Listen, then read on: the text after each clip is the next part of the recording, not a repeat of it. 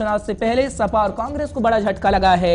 मुलायम के साड़ू प्रमोद गुप्ता बीजेपी में शामिल हो गए हैं। कांग्रेस की पोस्टर गर्ल बनी प्रियंका मौर्य भी बीजेपी में शामिल हो गई हैं। ये खबर आपको इस वक्त की ताजा दे रहे हैं। बीजेपी में शामिल होने के बाद बोले मुलायम के साड़ू प्रमोद गुप्ता।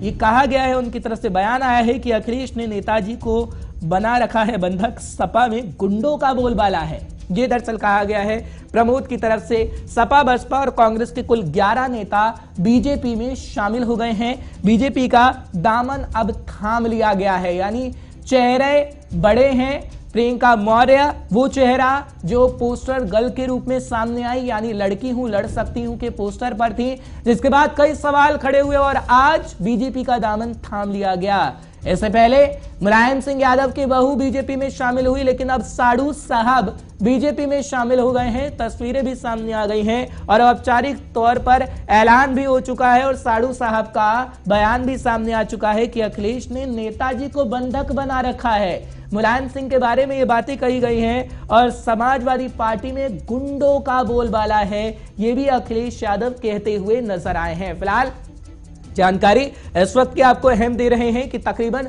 11 नेता इस वक्त विपक्षी खेमे के बीजेपी में शामिल हो चुके हैं और बीजेपी पूरी कोशिश कर रही है कि कैसे अपने कुनबे को बढ़ा लिया जाए और कुनबा अगर बढ़ेगा तो वाकई जीत पक्की हो सकेगी, क्योंकि कुनबा बढ़ाने का जो तस्वीर है वो हम आपको दिखा रहे हैं और इन तस्वीरों से छवि कहीं ना कहीं बीजेपी की बदलेगी और बीजेपी के अंदर से जो टूटकर समाजवादी पार्टी में नेता शामिल हो रहे हैं, अब उसी का एक प्रकरण देखने को मिल रहा है कि बीजेपी बड़े नेताओं को अपने खेमे में शामिल कर रही है।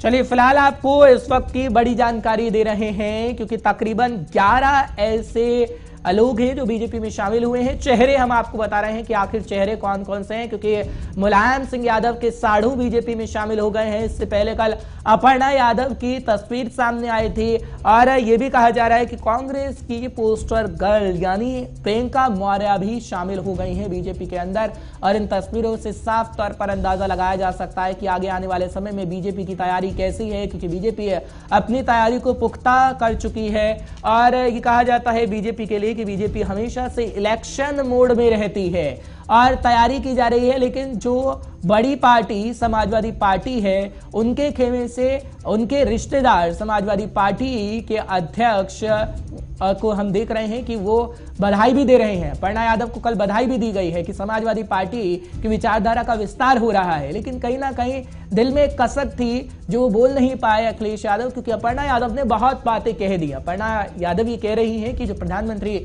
नरेंद्र मोदी का विजन है उसको लेकर आगे बढ़ा जाएगा और ऐसी ही बातें प्रियंका मौर्य की तरफ से भी कही गई हैं, जो कि कांग्रेस की पोस्टर गर्ल रही।